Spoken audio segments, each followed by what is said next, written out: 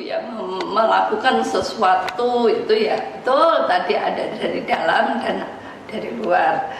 Jadi itu yang mesti kita pupuk di dalam diri kita untuk bagaimana kita memotivasi.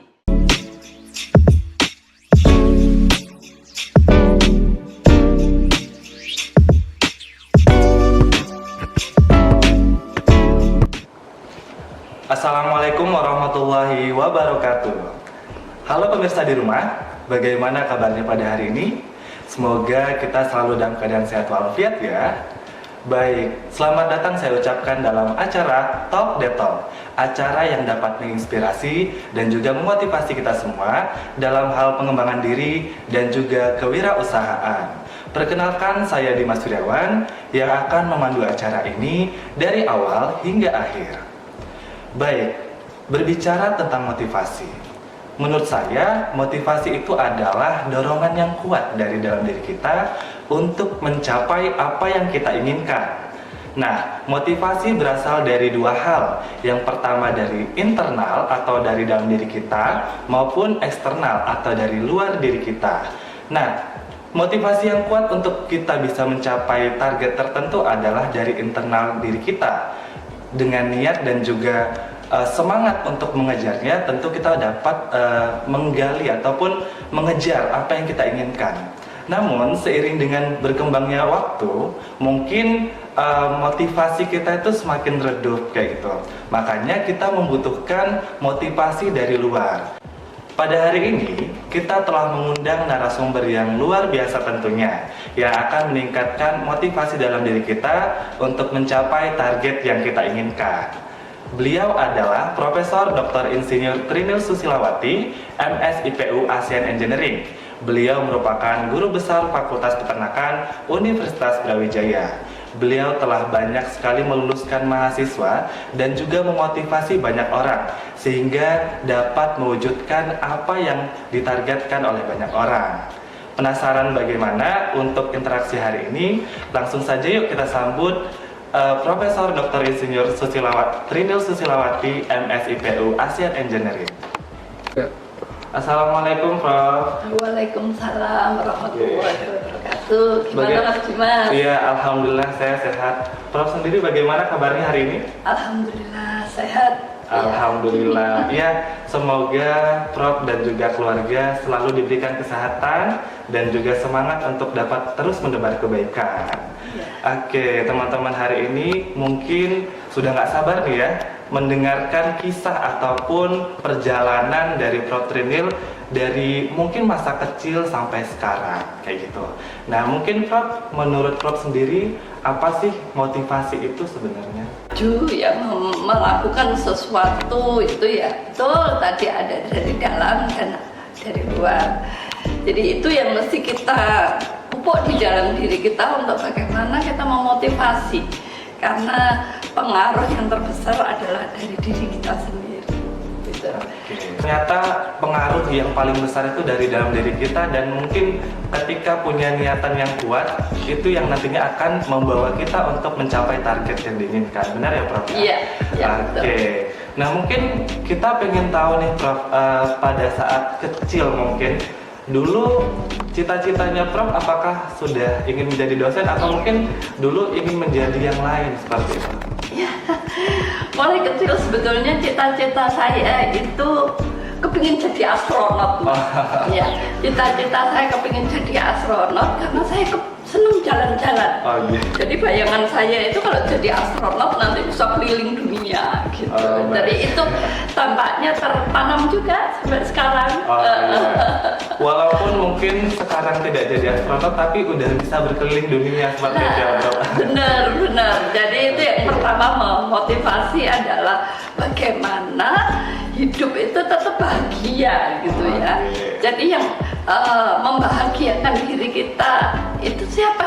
Ya diri kita sendiri. Makanya kita mesti mempunyai cita-cita ya, cita-cita untuk di dalam setiap tahapan hidup itu bahagia. Oke. Iya, gitu. Oke, berarti kata kuncinya di sini adalah setiap apa yang kita cita-citakan harus terselip kata bahagia di sana. Iya, betul. Oke. Nah, terus kalau dulu Prof mungkin pada saat kecil kan kita ada hal yang kita sukai gitu, atau mungkin kalau di sekolah ada mata pelajaran yang kita sukai. Kalau Prof dulu apakah mungkin dari awal memang sudah menyukai tentang sains, atau mungkin ada hal lain yang Prof sukai gitu pada saat kecil? Ya, mulai kecil sebetulnya saya lebih suka bermain ya Mas daripada untuk belajar. Jadi memang sekolah ya memang harus sekolah, tapi waktu itu memang saya mulai kecil suka matematika. Jadi suka matematika dengan hitungan-hitungan, sehingga walaupun sekarang itu di bidang peternakan tetap saya suka yang matematika gitu. Iya. Oke. Terus kalau dulu pada saat belajar prosesnya apakah bermain dulu baru nanti mau belajar atau bagaimana nih Prof? Iya, itu dari orang tua ya. Orang tua itu mendidik itu disiplin ya, itu menghargai orang lain seperti itu. Tapi dengan cara yang tidak harus memaksa-maksa gitu. Jadi kita dikasih cuma rambu-rambu. Ini tidak boleh karena bahaya gitu ya. Kalau orang tua melarang itu mesti bahaya. Kemudian apa? Ya udah kita bisa menjalani ya sekolah gitu ya. Kemudian yang kedua adalah ya itu tadi bermain. Zaman dulu itu lebih Mas dengan tetangga-tetangga itu kita banyak bermain, dan kebetulan sekolah saya itu di masjid ya, sehingga saya setelah sekolah gitu sorenya harus ngaji. Jadi setelah pulang sekolah bermain sama teman-teman, ngaji ke masjid. Cukup jauh kita jalan, tapi semua dengan bermain dan senang, bahagia gitu dengan teman-teman gitu. Oke. Berarti dulu prosesnya juga ada interaksi sosial yang lebih banyak lagi gitu ya, karena selalu bermain dengan teman-teman juga, tetapi harus disiplin juga gitu untuk tetap mengejar apa yang dicita-citakan. Nah, terus kalau dulu Prof mungkin kalau Prof bisa bandingkan proses yang dulu didapatkan oleh anak-anak pada masa itu dengan anak-anak pada masa kini itu seperti apa Prof? Agak berbeda memang Mas. Kalau sekarang itu anak sekarang kan harus di rumah gitu ya, tapi fasilitas banyak. Kalau zaman dulu itu kita bebas main di jalan. Memang main layang-layang, main karet ya dengan tetangga, gobak sodor di jalan itu bisa. Kalau sekarang itu kan nggak bisa. Jadi anak sekarang itu bisa bersosialisasi hanya mungkin di sekolahan ya. Kalau sudah kembali ke rumah bermain sendiri. Kalau dulu enggak. Hidupnya kayaknya banyak bermainnya daripada harus sekolah yang disiplin. Itu yang membedakan antara dulu dengan sekarang gitu. Oke. Kalau sekarang memang semakin berkembangnya teknologi, mungkin kita bisa berinteraksi walaupun dari rumah, kita bisa berinteraksi dengan banyak orang seperti itu ya. Iya. Oke. Kemudian ketika sudah beranjak remaja nih Prof, apakah cita-cita astronot tadi itu bergeser atau tetap gitu? Ya, intinya tetap, yaitu tetap bahagia, kemudian bisa kemana-mana. Maka setelah SMP SMA itu berubah kepingin jadi diplomat. Ya, jadi diplomat karena waktu itu enak ya kalau mewakili Indonesia ke luar negeri, ke beberapa negara, berarti kita bisa kemana-mana gitu ya. Ini kemudian termotivasi bagaimana bisa jadi diplomat yang bisa bahagia dengan banyak jalan-jalan. Kunci bahagia tetap Mas. Kunci bahagia tetap ya tentunya. Walaupun mungkin cita-citanya sudah bergeser, tapi tetap tujuannya masih sama nih. Pengen bisa berkeliling dunia, dan ada satu kata kunci lagi yaitu bahagia. Bahagia. Karena bahagia itu tidak harus menunggu nanti. Jadi bahagia itu harus setiap saat kita bahagia. Setiap saat, gitu, iya. Kemudian Prof mungkin pada saat remaja, apakah interaksi sosial yang dilakukan mungkin dengan teman atau dengan tetangga itu sudah mulai berubah gitu? Tidak juga Mas. Jadi alhamdulillah di kampung saya itu cukup guyup ya. Jadi pada waktu SMP SMA hobi saya itu kan nari Mas. Jadi hobi saya itu nari, sehingga waktu itu dengan teman-teman itu alhamdulillah di kampung saya itu setiap 17-an itu ada acara. Di situ saya merasakan bagaimana mengorganisir dari teman-teman dengan membuat tarian-tarian. Jadi mendesain tarian Mas. Kemudian saya selalu jadi MC. Nah, itu ini loh pentingnya. Sebetulnya dari situlah saya latihan untuk ngomong. Kan di depan umum latihan, kita bicara tentang apa tarian, tentang musik, akhirnya berani untuk tampil di depan umum. Jadi waktu SMP, SMA itu kegiatan saya banyak di seni. Iya, di seni. Siap. Iya. Oke. Nah, mungkin kan kalau ngomongin tentang remaja juga, ketika kita berbicara tentang kegiatan kita ataupun interaksi kita kepada sosial, juga pastinya akan mempersiapkan diri pada masa depan kita. Nah, kalau dulu Prof mungkin yang Prof persiapkan pada saat SMA mungkin ya untuk melanjutkan ke jenjang berikutnya itu seperti apa, Prof? Ya, betul itu. Jadi tadi saya katakan bahagia bermain, tapi tetap rule kita itu adalah harus sukses kan gitu. Untuk itu harus belajar keras ya. Jadi waktu SMP sampai saya SMP 5, kemudian saya masuk SMA 3, di mana SMA 3 Malang itu adalah sekolah yang favorit ya. Kemudian persaingan antar teman itu begitu besarnya gitu ya. Untuk itu saya menambah, jadi tidak hanya yang diajarkan di sekolahan saja ya Mas ya. Dan memang di SMA 3 itu dibuat kompetisi. Selain itu saya selalu mencari tambahan, cari buku-buku itu karena keluarga juga bukan orang kaya ya. Jadi saya carinya itu di loa-loa itu, di loaan, tapi saya tetap belajar menambah. Misalnya biologi, saya harus nambah ilmu biologi. Matematika, saya harus banyak berlatih matematika. Jadi tetap itu kerja keras belajar dengan keras itu kami lakukan. Ya karena tadi itu kedepannya saya nggak akan bisa bahagia kalau saya nggak sukses gitu ya. Jadi itu yang memotivasi juga harus terus belajar. Gitu. Oke, jadi di sini mungkin kita juga perlu memperhatikan ya bahwasanya kita harus set dulu nih masa depan kita itu seperti apa, kemudian dibarengi juga dengan kerja keras. Nah, mungkin tadi seperti yang sudah disampaikan oleh Prof. Trinil bahwa kerja kerasnya itu selalu mencari dan selalu untuk bisa berkembang supaya ilmunya itu bisa bertambah gitu. Nah, kalau anak sekarang mungkin bisa dibilang pengennya instan gitu ya. Padahal kalau yang instan itu juga belum tentu bisa menambah apa yang ingin kita capai kayak gitu. Jadi memang kita harus tetap berproses dengan teknologi yang sekarang ini berkembang ya. Tetap kita harus bekerja keras untuk mendapatkan hal yang terbaik tentunya. Oke. Kemudian pasca SMA gitu Prof. Nah, semasa kuliah mungkin kegiatan yang Prof ikuti itu apa aja sih Prof? Ya, kebetulan dulu itu sama bapak itu udah dipeseni. Kamu niatnya adalah sekolah. Kemudian background keluarga juga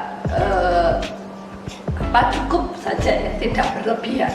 Sehingga saya punya target, saya harus lulus tepat waktu. Untuk itu, maka saya sudah men-setting diri saya itu bagaimana saya bisa lulus tepat waktu. Tapi saya merasa saya bukan orang pintar Mas. Saya bukan orang pintar, makanya saya harus tekun. Nah disitulah saya setiap kuliah saya mesti duduk di depan sendiri, saya catat semua apa yang disampaikan dosen. Setelah itu saya ke perpustakaan, saya cari bukunya, saya catat. Jadi saya adalah orang yang paling lengkap catatan. Otomatis teman-teman itu suka belajar dengan saya, termasuk yang pintar-pintar itu. Akan tetapi Mas, tetap saya kalau setelah kuliah, begitu setelah ujian, oh kita sepeda motoran, pergi kemana-mana. Angkatan saya itu angkatan 81 itu kompak sekali, kompak belajarnya, kompak dolannya juga. Ya, itu. Jadi selain kita tetap meluangkan waktu untuk bersenang-senang, tapi juga tetap kunci utamanya adalah harus tetap fokus pada tujuan kita, yaitu belajar ya. Oke, kalau misalnya dulu ikut kegiatan, mungkin kalau di SMA namanya ekstrakurikuler gitu, Prof. Iya. Kalau di kuliah kan organisasi. Mungkin adakah organisasi yang mungkin membuat Prof itu berkembang ataupun yang membuat skill dari Prof itu bertambah seperti itu? Iya, kalau organisasi sebetulnya saya lebih suka pada waktu di SMA itu hubungannya dengan seni dan olahraga. Ya, jadi organisasi dengan teman-teman yang terkait itu, kemudian sama sekolahan itu diikut-ikutkan lomba, ya lomba seni kemana-mana itu jadi ikut terus. Kalau pada waktu di perguruan tinggi saya nggak banyak ikut organisasi karena itu tadi.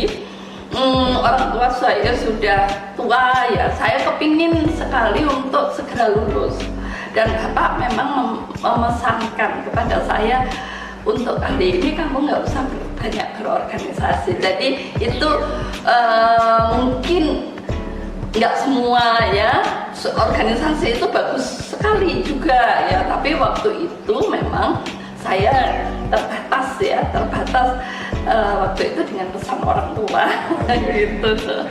Oke, sampai akhirnya Prof ini memutuskan untuk menjadi dosen. Prosesnya bagaimana sih, Prof?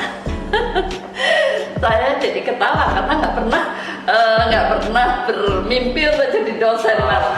Jadi dosen adalah nasihat ya dari orang tua dan suami. Jadi saya selama hidup saya sebetulnya adalah lebih banyak manut ya sama orang tua. Jadi sebagai contoh kenapa masuk fakultas peternakan ya, padahal waktu itu saya kan suka matematika, bayangan saya ke teknik. Tapi karena orang tua menghendaki saya masuk fakultas peternakan, saya masuk fakultas peternakan. Demikian juga dengan menjadi dosen. Saya diminta bapak saya untuk jadi dosen dengan alasan waktu itu logis juga, kamu nanti kalau jadi dosen itu tidak terlepas dari membina keluarga ya, karena saya seorang perempuan begitu, bapak menyarankannya begitu. Bagi saya apapun yang diputuskan oleh orang tua untuk anak-anaknya adalah yang terbaik. Jadi saya selalu dengan percaya bahwa arahan orang tua adalah yang terbaik buat saya. Makanya saya manut, disuruh jadi dosen gitu, Mas. Dan ternyata memang mungkin doa orang tua itu membawa Prof Trinil sampai sekarang ya. Jadi kita sudah melihat bahwasannya Prof Trinil alhamdulillah bisa sukses seperti sekarang, dan mungkin itu berkat doa orang tua dan juga berkat kerja keras dari beliau sehingga bisa mencapai target yang beliau inginkan. Oke, sekarang mungkin seperti ini, Prof. Ketika Prof mengalami kendala ketika ingin mencapai sesuatu target yang diinginkan, apa sih mungkin hal yang Prof lakukan untuk bisa mengatasi permasalahan tersebut? Iya, ada hal yang waktu itu berat bagi saya, yaitu saya harus di S2 dan S3 saya di Fakultas Kedokteran, Mas. Padahal background saya S1 saya peternakan. Itu kan sangat berbeda, harus merubah benar dari yang kemudian ke hafalan mati. Sebetulnya waktu itu juga arahan dari senior di sini namanya Pak Om Sibu. Itu bilang ke saya, Trinil, kamu harus masuk di kedokteran gitu. Berat sekali. Saya ada sampai perkuliahan itu 9 kali Mas. Saking sulitnya ya bagi saya. Tapi saya punya keyakinan begini, di dalam hidup itu tidak pernah ada yang sia-sia. Tidak pernah ada sia-sia. Jadi kalaupun saya harus gagal, pasti suatu saat akan manfaat. bener Mas, akhirnya apa? Guru besar saya di bidang spermatozoa. Ya padahal waktu itu saya harus hair 9 kali Mas gitu ya. Jadi waktu itu berat sekali, tapi saya tetap jalani. Ya nggak apa-apa, saya harus tetap lulus, saya belajar harus pasti ada gunanya. Jadi nggak kemudian motong gitu, enggak, ya tetap saya jalani walaupun saya harus tadi itu 9 kali, kemudian endokrinologi juga demikian, harus karena basicnya berbeda. Tapi alhamdulillah sampai sekarang saya istilahnya mancep Mas, gara-gara bolak-balik nggak lulus gitu. Oke, jadi tadi yang disampaikan oleh Prof adalah bahwasanya proses walaupun kita gagal, ketika kita mau berubah dan kita ingin mencapai kesuksesan itu pasti akan membawa kita ke kesuksesan itu juga. Jadi jangan pernah takut untuk gagal dan tetap menikmati proses yang kita jalani tentunya. Oke, kemudian kalau dari Prof sendiri ketika mungkin kita sedang mengalami masalah gitu, kira-kira tips dan trik yang bisa Prof berikan gitu untuk kita bisa mengatasi permasalahan tersebut dan kita bisa mencapai apa yang kita targetkan itu apa saja gitu Prof? Ya, seperti awal saya sampaikan bahwa saya punya keyakinan yang membuat saya sukses, yang membuat saya bahagia adalah saya sendiri. Jadi kalau sampai saya putus asa misalnya mengerjakan sesuatu, karena itu pasti akan merugikan kita sendiri. Karena pada hakikatnya hidup itu adalah sebab akibat Mas. Jadi kalau kita bekerja keras, nggak mungkin Allah itu memberikan kepada kita kegagalan gitu. Jadi pasti ini, dan yang saya pegang itu juga begini, kerja keras itu adalah doa yang paling tinggi. Jadi yang Maha Kuasa itu tidak mungkin membiarkan kita gagal. Jadi yang penting udah pokoknya kita kerjakan yang terbaik, pasti nanti kita akan dapat jalan. Gitu Mas. Iya, jadi memang kalau kita pernah mendengar juga bahwasanya Allah itu tidak akan merubah suatu nasib kaum kecuali kaum itu akan yang merubah nasibnya diri sendiri. Nah, seperti yang sudah disampaikan juga bahwasanya memang kerja keras dan juga hal yang kita lakukan itu ya pasti nanti akan berdampak kepada diri kita sendiri. Kalau misalnya kita bermalas-malasan pada hari ini ya nanti kita akan mendapatkan hasilnya di belakang gitu, dan mungkin bisa jadi kita tidak mendapatkan apa yang kita targetkan. Dan sebaliknya ketika kita bekerja keras untuk masa depan kita, pastinya kita dapat meraih kesuksesan yang kita inginkan. Oke, mungkin selanjutnya adalah closing statement dari Prof mungkin kepada teman-teman ataupun pemirsa di rumah yang hari ini menonton. Kira-kira closing statement yang Prof berikan untuk bisa memotivasi pemirsa di rumah. Ya, kerja keras ya, atau mungkin dapat dikatakan sukses itu adalah semakin banyaknya kita bermanfaat bagi orang lain ya.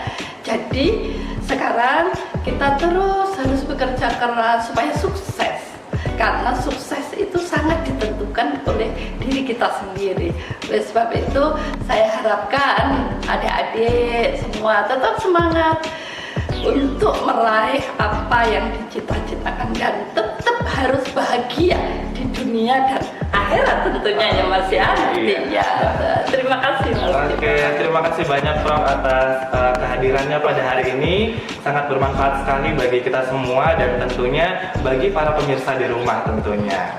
Oke, mungkin cukup perjumpaan kita pada hari ini. Semoga teman-teman dapat mengambil hikmah yang dari diskusi yang kita lakukan pada hari ini. Oke, akhir kata dari saya Dimas Suryawan menutup perjumpaan pada hari ini. Mohon maaf ketika ada hal yang kurang. Saya tutup. Wassalamualaikum warahmatullahi wabarakatuh. Waalaikumsalam. Demikian perjumpaan kita pada hari ini. Semoga dapat memberikan manfaat bagi kita semua. Saya Dimas Suryawan, mohon pamit undur diri. Assalamualaikum warahmatullahi wabarakatuh.